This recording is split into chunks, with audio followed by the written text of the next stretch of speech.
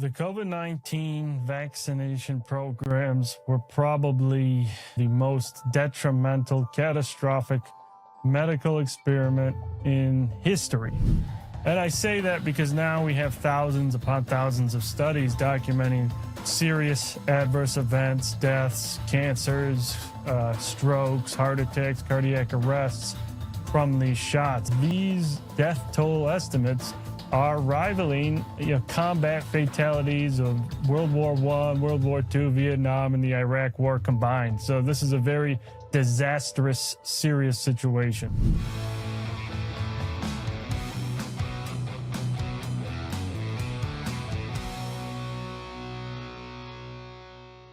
Welcome back to the show, everyone. I'm your host, David Rutherford. Today's guest is someone that I've been watching, and in particular lately, he's been popping up on my X feed at just a unbelievable amount. And it's really pretty shocking, the things that he's saying. So without further ado, I'd like to welcome Nick Holscher to the show. He's an epidemiologist from the McCullough Foundation and one of the leading advocates in the country and around the world for sharing just how harmful the COVID vaccines were and what to expect in the future. So Nick, welcome to the show, man. Thanks for having me. All right, let's jump right in. All right. I want to start out with the 800-pound gorilla. How bad was the COVID vaccine? And why do we understand provably that it was as bad as we thought it would be? The COVID-19 vaccination programs were probably the worst or the most detrimental, catastrophic medical experiment in history. And I say that because now we have thousands upon thousands of studies documenting serious adverse events, deaths, cancers, strokes, heart attacks, cardiac arrests from these shots. And in particular, there's now 3 independent estimates of how many individuals, victims died in the United States alone from these shots. It ranges from 470,000 from Pfizer alone. That was based on a study by Florida Surgeon General Joe Ladapo. They found Pfizer recipients died at a 37% higher rate than Moderna recipients. And so just extrapolating that, you get 470,000 deaths. And then we get up to about 600,000 deaths. That is according to the Vaccine Adverse Event Reporting System. There's about 20,000 reported deaths in the United States from the COVID-19 vaccines in VAERS. But we have to remember less than 1% of vaccine adverse events are reported to VAERS, according to a Harvard Lazarus study that was conducted about 10 years ago. And so to be conservative, we multiply that 20,000 by 30. We should be multiplying it by 100 to get the real underreporting factor. But when we multiply it by 30, we do get around 600,000 American deaths from these shots. And then we get up to about 840,000 when we look at what's called the CDC Wonder data. This basically shows us that 840,000 people died in excess since 2021, not from COVID-19. So basically, there was only one thing they likely died from, that is the mass vaccination program. So lastly, I just want to say these death toll estimates are rivaling combat fatalities of World War I, World War II, Vietnam, and the Iraq War combined. So this is a very disastrous, serious situation. Well, it's fascinating to me how, and I was a medic and, went through a ton of biological weapons program training and how to prepare and how to treat guys for it.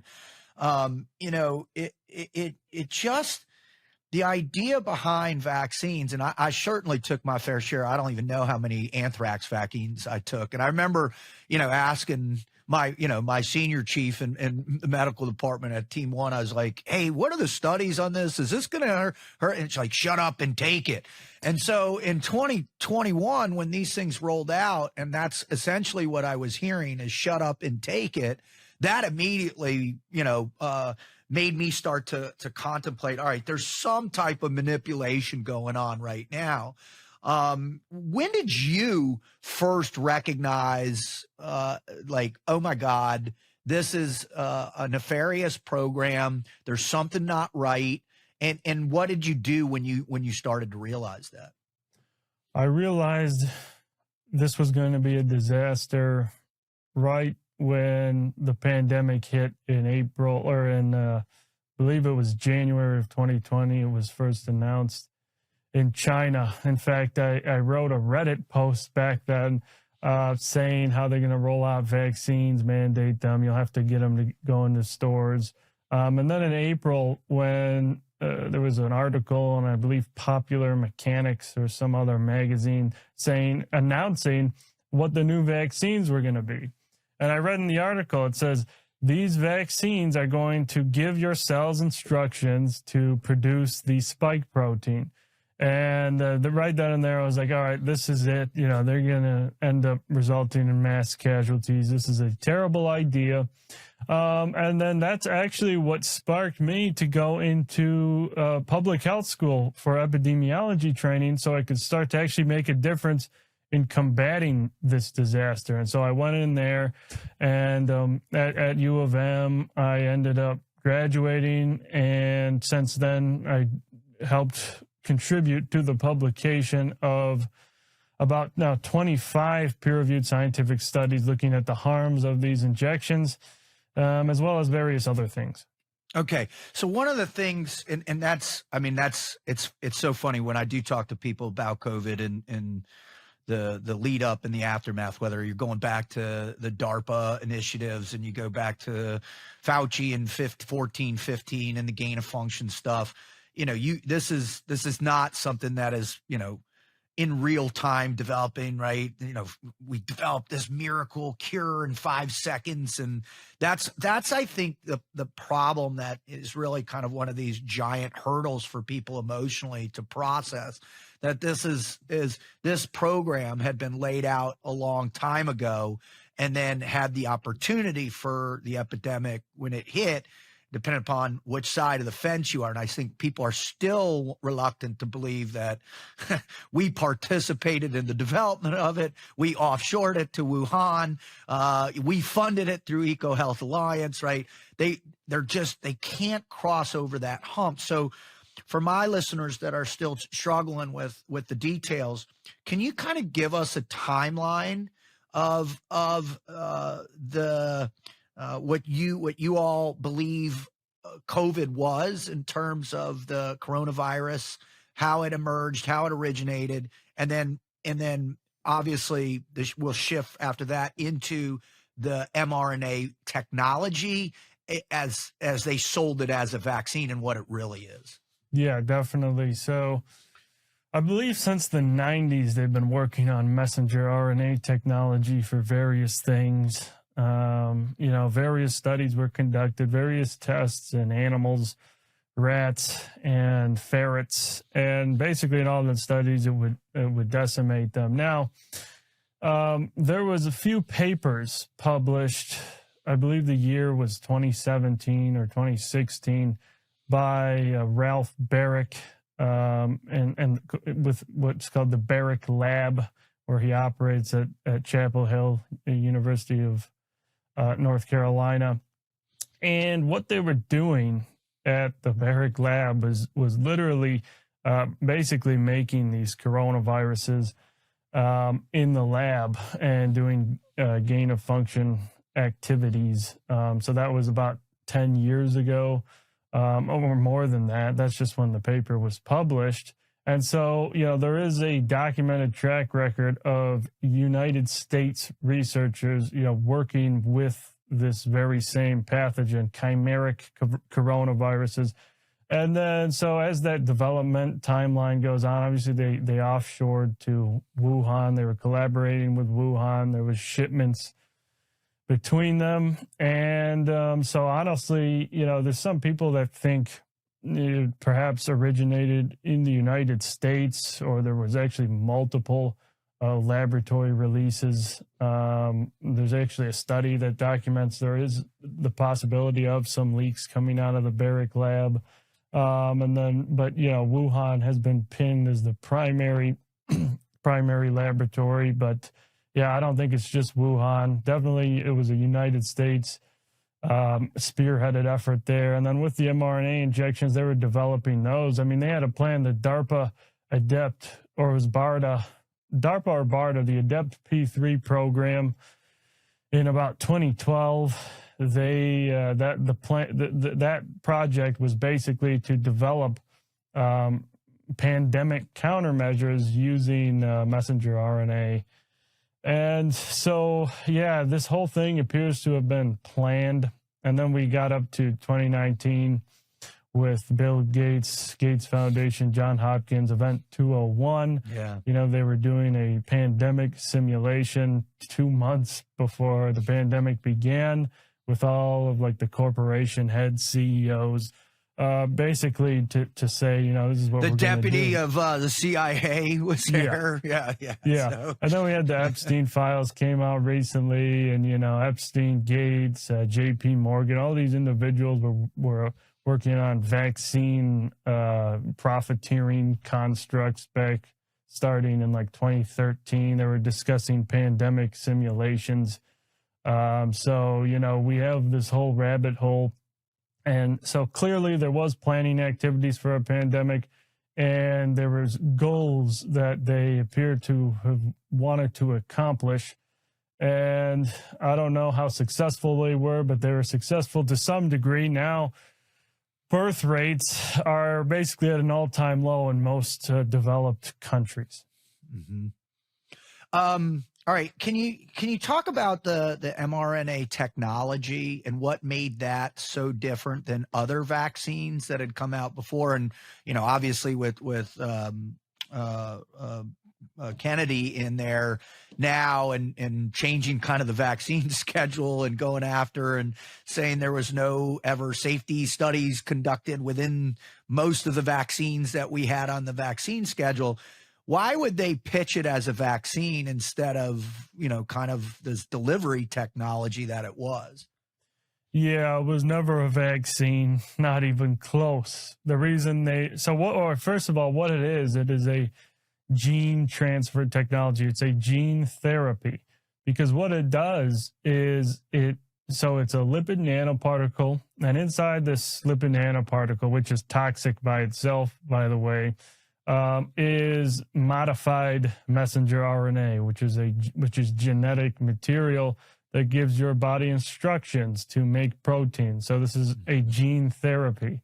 It goes into all of your organ systems. It doesn't just stay in the arm, and your body becomes a non-human protein factory, right? So this is not vaccination. Vaccination is just injecting, you know, a killed pathogen, inactivated or live attenuated pathogen, and that's that, right? It's not introducing genetic material. So, yeah, these are gene therapies, but they labeled them as vaccines because if they didn't, nobody would take them. That's right. You know, they would be afraid to take them. So they basically changed the definition of what a vaccine was, and then they could start to claim it was a vaccine. But, you know, there's now multiple bills in some state legislatures trying to change the definition of these shots back to gene therapy, what it really is.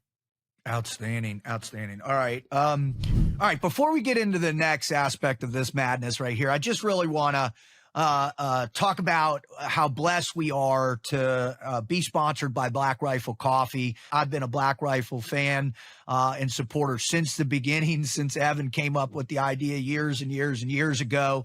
We drink it at home. Today, I just want to tell you about their new cold brew, Just Black, that came out.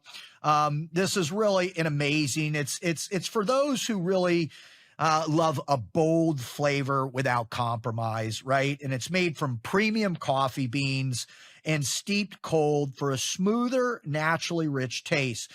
This is ready to drink can that delivers a crisp, refreshing finish with every single sip. Now, you can find Black Rifle all over the place, from Bass Pro Shops to pop-up stores that sell Black Rifle, tactical stores. You can get it at Walmart, or just go online, which I recommend you do the most. Just go to blackriflecoffee.com, either sign up for your subscription or order that single case and get your cold brew soon. You know, if you like cold brew in a can, man, on the go, this is the cold brew for you. Again, that's Black Rifle's cold brew, just black, at blackriflecoffee.com. Hoo-yah.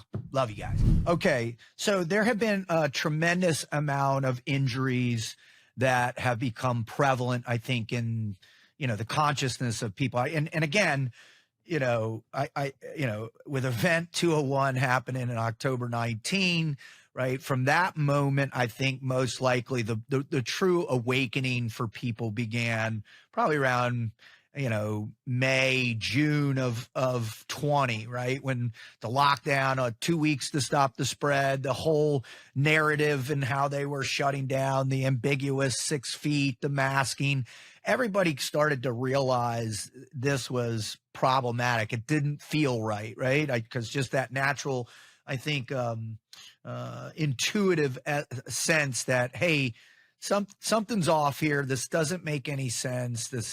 It's, you know, we close churches and schools, but we leave liquor stores and Walmart open. I think all of that it's so beyond the pale of what is rational, right? And I think human beings are pretty dialed in when it comes to being able to their bullshit detector and how it starts pinging. But I think for me, the real problem as a medic myself was when we started hearing the incidents of myocarditis and pericarditis. So I think those were the first ones that really started to pop, in particular with the least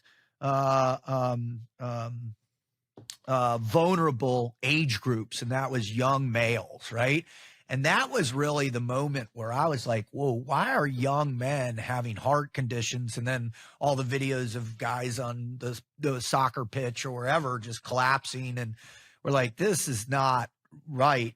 What can you list the injuries in your all's opinion that are conclusively associated with the vaccine and COVID?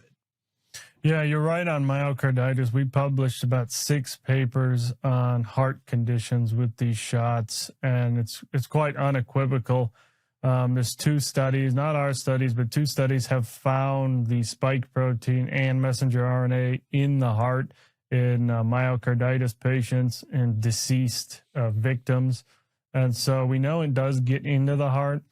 And since that happens, it unfortunately gives the cardiomyocytes, your heart cells in the myocardium, the instructions to make these highly pathogenic spike proteins. So once they begin to make them, your own body's going to attack those cells expressing those proteins, resulting in that cardiac inflammation, scarring. That's very important. Our public health agencies claim that it's mild and transient myocarditis. It's not. It can result in irreversible heart scarring. Heart scarring does not go away.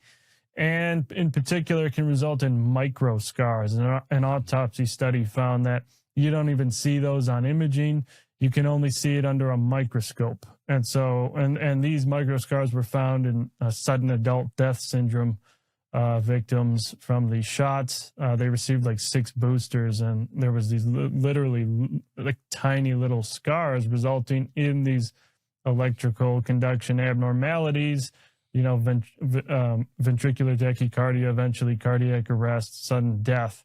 So that's what's happening. Again, myocarditis appears to significantly shorten the lifespan of individuals, unfortunately.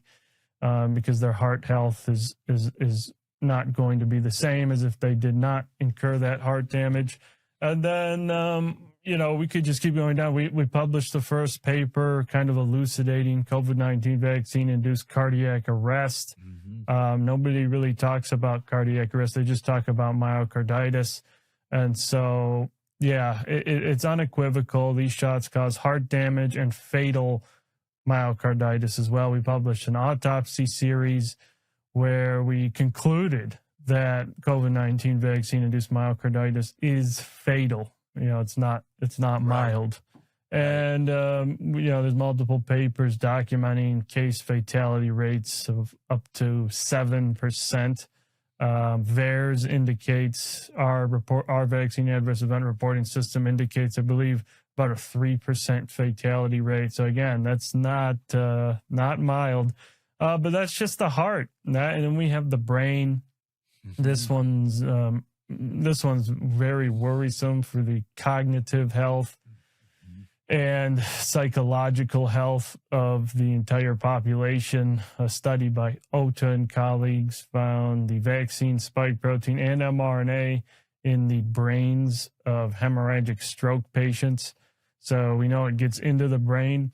And we published a few papers looking at VAERS and looking at, well, what are these shots doing to people's central nervous systems? And we found 146 safety signals that were breached with the central nervous system and psychiatric adverse events. And this includes things like, obviously, brain clots. I believe it was over 1,000 times more likely to be reported with the COVID shots than with the flu shots. And then you have things like demyelination syndrome. So when the myelin sheath on the neurons becomes basically destroyed, resulting in debilitating conditions, transverse myelitis, paralysis, and then you also have things like central nervous system infections. This safety signal was very large, where it appears the blood-brain barrier is becoming disrupted, allowing pathogens, vaccine materials, spike protein to enter the brain, resulting in infections or viral reactivation syndromes in the central nervous system. And then you have things like prion disease. This was about 800 times more likely with the COVID shots compared to the flu shots. Creutzfeldt-Jakob's disease, the human equivalent of mad cow disease, is when these misfolded proteins enter the brain. So that's very worrisome. And then we have the psychiatric conditions. And these conditions, the safety signals were breached for homicidal thoughts, homicidal behavior, suicidal behavior, dementia, psychosis, even schizophrenia, depression, sleep disorders. The one that killed me is I have 4 teenage daughters, and in 22 or 20, end of 21, 22, girls' teenage suicide went up, 50%. But they didn't do any breakdown. It was just like, oh, these kids want to kill themselves because they were cooped up, in home and didn't get to go to school. So they called it some type of social issue. Meanwhile, I'm like, it just doesn't make sense. Nobody's ever seen, such a short period and a spike of that. So I was always like, and then you heard all the comments about long COVID, COVID malaise, whatever they were trying to frame it as. It's just a component of the disease itself. And it just didn't make sense to me at all. So there was a tremendous amount of psychological challenge. The ones that really kind of got me, and I want to just pivot a little bit because I think this is the scariest aspect of this being, a gene mutation, if you will, was the explosion of cancer, or what a lot of people are calling turbo cancer. Now, I remember Ed Dowd, who's, former BlackRock, analyst guy, started looking at all-cause mortalities post the shot. And then Naomi Wolf started doing the evaluations of the female breast cancer explosions, uterine cancer, ovarian cancer explosion. Can you talk about that and what you guys are seeing there? Yeah, this is now undeniable. There's now over 100 studies that indicate the mRNA injections can induce cancer via 17 distinct mechanisms. And CDC data indicates that these are likely one of the largest carcinogenic exposures in history. There's been about 136,000 excess cancer deaths in the United States since the mass vaccination programs began, according to the CDC Wonder data. And 2 population studies came out last year that with over 8.7 million people combined in both of them. One was in Italy and one was in South Korea. And they compared the vaccinated to the unvaccinated. And the vaccinated suffered increased risks of 7 major cancers and overall cancer hospitalizations. So they had increased risks of colorectal, thyroid, prostate, breast, gastric cancer. And so all these cancers were higher in the vaccinated. So we know it's in the population data. And then recently a systematic review came out in the journal Oncotarget that found over 300 peer-reviewed confirmed turbo cancer cases documented in the peer-reviewed literature. These people get these shots, and then sometimes a day, a week, sometimes a month later, they'll have these massive tumors. And sometimes rare cancers, leukemias, lymphomas, solid tumor cancers. And, it's basically it's an absolute disaster. So we know it's happening clinically in these documented case reports. We know it's happening at the population level, and we know it's happening at the mechanistic level. We recently published a paper documenting the first instance of genomic integration in a stage 4 bladder cancer patient. She received 3 mRNA injections and rapidly developed stage 4 bladder cancer. She was only 31 years old. So 31-year-olds are not supposed to get turbo bladder cancer.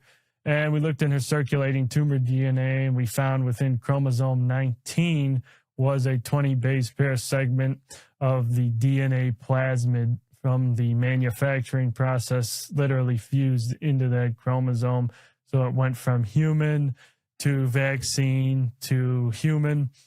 And that was in this tumor DNA. So it appears that resulted in this transcriptomic chaos, or this gene expression disruption, resulting in this malignant growth that spread throughout her body.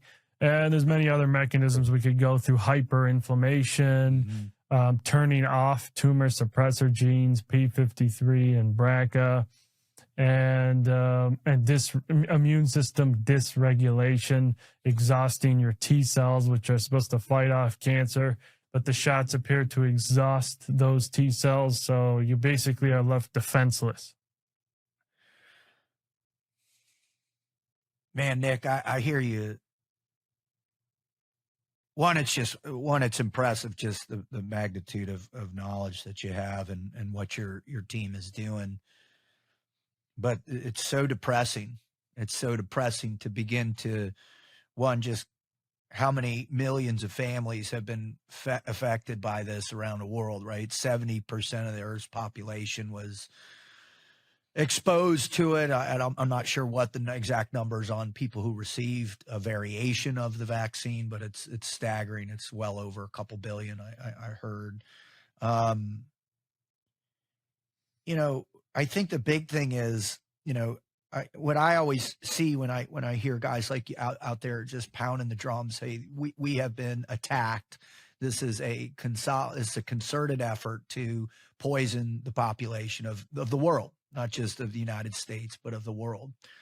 And you have put your money where your mouth is. You've gone in front of multiple state and federal congressional hearings. And I watched you testify for the Idaho bill S 1356 on the harms of the COVID injections. When you're in those moments and you're talking to lawmakers, whether it's state or federal, whatever it is, what's the reaction that they're getting? Do they have any understanding of the depths of how catastrophic this has been, or are they in shock? Do you visually see their shock, or do they try and come at you and discount you? Like, how do they discredit what's the pushback, and then what's the normal reaction of just how overwhelming? Yeah. Well, first I'd say I haven't testified in front of any federal hearing yet. But Doc McCullough has, right? McCullough has done. I've seen him with Johnson and everybody, massive amount of times. So yeah, he's gone many times. Yeah. So I've gone in multiple state legislatures to testify, and usually the reaction is shock. It is shock. You'll see sometimes the committee members' faces that are going to vote to advance the bill, and they're just kind of open their eyes very wide. And sometimes, they put their hands on their face. And I think the reaction is both, surprise, disgust, shock, but also some people just don't want to believe it. And they're actually trying to just tune it out because they themselves or maybe family members have taken, 6, 7, 8 boosters, and, they don't want to know the risks that they may be facing. And, I guess that's understandable for some individuals, given the catastrophic harms being uncovered. And then I also think another reaction is some of these lawmakers, representatives, don't want to lose their job, or, maybe they're receiving some money from pharmaceutical companies, and thus they just try and reject these bills and just try and say it's not true. And so I think it's a variety of reactions. That makes sense. And we'll come back to that idea of, because this is the fascinating part for me. I mean, obviously, I've spent a lot of time working with human performance for whether it's pro athletes or operators or business people, and, getting them to cross the threshold of humility to the place of accepting, fundamental truth as opposed to their subjective perception of reality, right? We hold on to that so tightly. I want to get your opinion on that at the end. But before we do, you also posted recently, that, the people that kind of were at the helm of this are talking again about imminent pandemics. We saw last year, I think it was last year, maybe the year before, where the WHO's international treaty of getting everybody on board to accept their draconian totalitarian control over all pandemic response around the world. There was a pushback on that. Why? What do you feel like is? How big is this fight? And how far do you think the other side? Because we have seen people like Bill Gates kind of pull back a little bit. I think it's more so his stuff in the Epstein files that, he's afraid of that, as opposed to his, insane money printing vaccine programs around the world. But what do you get a sense that those cohorts are have they just taken their licks and they're planning another attack, or not even, I shouldn't suggest, or the alleged attack or whatever that is. I'm not suggesting that. But in terms of just their position on pandemics and their position about control, what are your assessments on where we're at right now with these groups? Right now, we're in a dangerous situation because we do obviously now know there's so much evidence that the previous pandemic, SARS-CoV-2, was, again, planned, manufactured, and deployed. And then we had the countermeasures, mRNA shots, which possibly there's now 3 bills in the United States classifying them as biological agents and weapons of mass destruction. So now we have lots of evidence, suggesting that we were already, basically, I guess I would say attacked because none of this was natural. It wouldn't have happened without human intervention. And so we had that. And now nobody's been held accountable. No, not one prosecution for pandemic-related crimes, and there's so many of them, and some of them are like just as simple as lying under oath, like Fauci did. Rand Paul issued some criminal referrals to the DOJ. They haven't done a thing. That's like wide in the open. He just literally lied, and we can't even get accountability for that. We can't get accountability for the gain of function activities in these biolabs that resulted in a pandemic that, injured and killed millions. Again, nobody, and for the mRNA shots, for lying to the public that they stay in the arm, they go away in like a few days, they're safe. Everybody should take them. Pregnant women should take them. Nothing's happened for making false claims, resulting in mass casualties. And so because of that, the same individuals can do the same thing. And there's over 3,600 biolaboratories, BSL, or high containment biolabs across the globe, the BSL-3 and BSL-4. And about half of those are in the United States. And about 73% of them, we don't know their locations or what pathogens they're working with. So it would be very easy for them to simply cook up some monster pathogen. It could be a fungus, it could even be a bacterium, and just release it and do the same thing, and then roll out more countermeasures. It appears this time they may be rolling out microneedle patch, so-called vaccines. These are dissolvable implants that embed quantum dots in the skin that last for 5 years. For use as biological vaccine passports. So again, all of this technology, it's all been developed, it's all published in the literature, and now they go on TV and say there will be another pandemic, and they claim, with 100% certainty that there will be, and they almost seem excited to say it.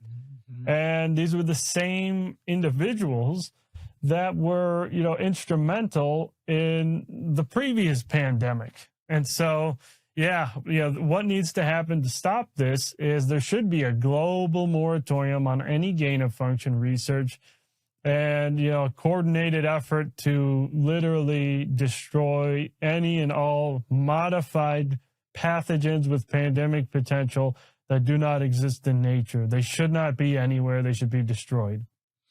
I completely agree. That's where I get back to. I mean, I also spent a little time with the Central Intelligence Agency, and so I know a PSYOP when I see it, right? And so the reality is, I agree with y'all. I think we have been coerced into believing something that was wholly inaccurate. I think the overwhelming majority of our population in particular woke up. Thank God for Elon Musk buying X and giving all these Dr. McCullough, Bhattacharya, all these incredible, very prominent physicians a voice then to move forward and call this stuff out. But again, I think you've hit the nail on the head. The problem is we are not getting any single ramification. There's no ramifications for this or anything. And and that falls right in the line with Epstein and corruption in Minnesota and LA and the LA fires and the Hawaii fires. And it's just one continuous, FU to the American people and the population of the world. So, how would an international moratorium work? Like how does that take place? Is it coordination effort of large NGOs? Is it just a grassroots with a population? What does that look like? It would have to be some sort of intergovernmental treaty to, I guess, agree to never do this research again. But, I know that would be very hard to accomplish for sure, given the geopolitical situations. But that appears to be what would be needed, and we are many ways away from that. I guess we would need to be in a state of global peace in order for that to succeed. So that's many ways away. But at least what we should do is in our own country ban it. That would be the first step, and ensure nothing can get out of our biolaboratories. And none of these NGOs that are funding gain-of-function activities, all of those organizations should be investigated We know Gates Foundation funded bird flu gain of function research in 2010, gave Yoshihiro Kawaoka at the University of Wisconsin-Madison like millions of dollars to make bird flu more transmissible among humans. And so why, this should not be occurring. I agree wholeheartely. All right, let's get back. Let's kind of wrap it up with the greatest challenge that we're facing, and that's the impediment psychologically for human beings to reach that kind of threshold of action, right? And where we stop being the guinea pigs, we stop experiencing the corruption, we stop allowing unnecessary conflicts and foreign wars or all that stuff, and we push back on this process. I think it's completely indicative of the magnitude of what we're facing by the vote that Nancy Mace put forward last week in the House about exposing the sexual abuse claims slush fund in Congress that everybody on both sides voted not to push forward because they don't want to out themselves as being scumbags. So what do you believe? I mean, obviously, as a scientist, I think, there's a lot of the science behind the impact, the negative impacts from the shots and the other potentialities of gain of function is you're incredibly clear. But I'm sure you also, your foundation, your team has spent a lot of time on trying to figure out why won't people cross that threshold and say, you know what? I was lied to. I was duped. It dramatically affected me. It affected my family, and it affected my neighbor. Now let's do something. Yeah. I would say the process of that has happened, thankfully, to a large number of people. Right now, 56% of Americans, according to a recent Rasmussen survey, do believe the COVID shots caused mass deaths. So I think it is the majority now that has gone through the acceptance process of what has happened to not only them, but their family members. But there's that remaining 40% that may still be in complete denial. And again, I think they are in denial because they got 5, 6, 7, 8 mRNA injections. Their family members got it. They told their family members to get it, or parents gave 4 boosters to their little babies, their little children, and they do not. It's extremely difficult for them to come to terms with what they may have done to their child, to the grandparent, or to themselves. And so it's going to take some more time and more exposure. But again, that is the minority now. But I think what needs to happen to accelerate that process is we need this messaging to come from the federal government and from their mainstream news media that's all of some of these individuals watch. And so if they hear it from the people that they trust, they will begin to realize what has happened. But again, that has not happened. That has not happened. Even the current HHS administration has not been fully transparent on what these COVID shots have done to people, unfortunately, and they're still being given to 6-month-old babies. So, yeah, it's a big process, and then particularly doctors that are still administering these, pediatricians that are giving these. They are in a state of under mass psychosis as well, because they have given these shots to probably now thousands upon thousands of patients or children, and they do not want to admit what they may have done to their own patients. Yeah, it's interesting. Over time you become indoctrinated into a concept, right? And I think, that in and of itself, there was no greater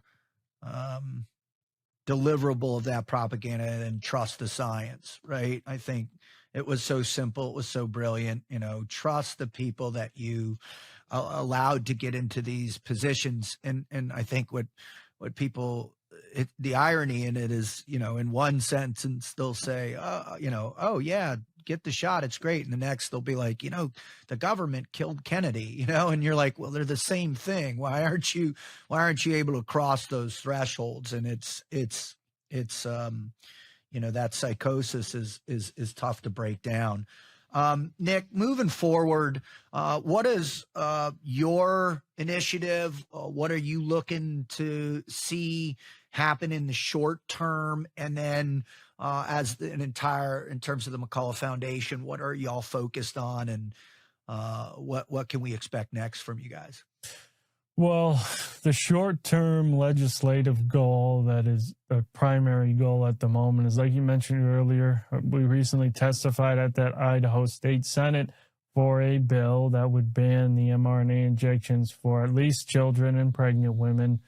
And since that has passed the committee hearing with a majority vote, it will now hopefully go to the Senate floor and the House floor and hopefully get put into law. So we are going to be supporting that and hopefully helping to get the first moratorium bill passed in the United States, or actually in the world. I'm not aware of any bill that has passed that has banned or put a moratorium on the COVID shots, even for certain age groups. So that's got to pass. And also at the McCullough Foundation, we're working on many more scientific studies to really fully uncover what these shots have done to people. We recently published a case report finding vaccine components in an individual 3.5 years after his last shot. We found spike protein, mRNA, and plasmid DNA in multiple biological specimens, and he had no documented infection, no nucleocapsid antibodies, which means it was not from the infection. And we're going to continue to crank out studies like that because our government, our regulatory agencies, public health agencies are not doing these studies. We haven't seen any come out looking at these long-term implications from these shots. So, multiple studies coming out. One's very soon where we found excess infant mortality right after these shots rolled out in the Philippines. And so, we're going to keep doing that. And we're going to look at other things. We're going to be looking at the biolabs, and we're going to be looking at the childhood vaccinations because there's a very big problem there as well. I agree, man. I think those two components are massive. It's, when you there's two things you can tackle, right? If a person knows there's a bio lab in their backyard, they're going to get pissed, right? And the other thing is if you're harming their kid because you lied about something, they're going to get angry. So those are great places to start. And as well as you get Idaho to go, maybe you get Montana next and Florida after that. I certainly know the Florida Surgeon General has been kind of leading a charge down where I live too. So Nick, I can't thank you enough for coming on. How can people follow you and the foundation? Well, thanks for having me. And people can follow me on my X account at NIC Holscher. But you can also follow me on Instagram, Facebook, and if you want, you can follow me on LinkedIn. That's where a lot of the trolls are. My Substack is called The Focal Points, thefocalpoints.com. I'm with Dr. Peter McCullough and John Leake. We post there daily on all of the breaking research. And any of those spots, you'll be able to find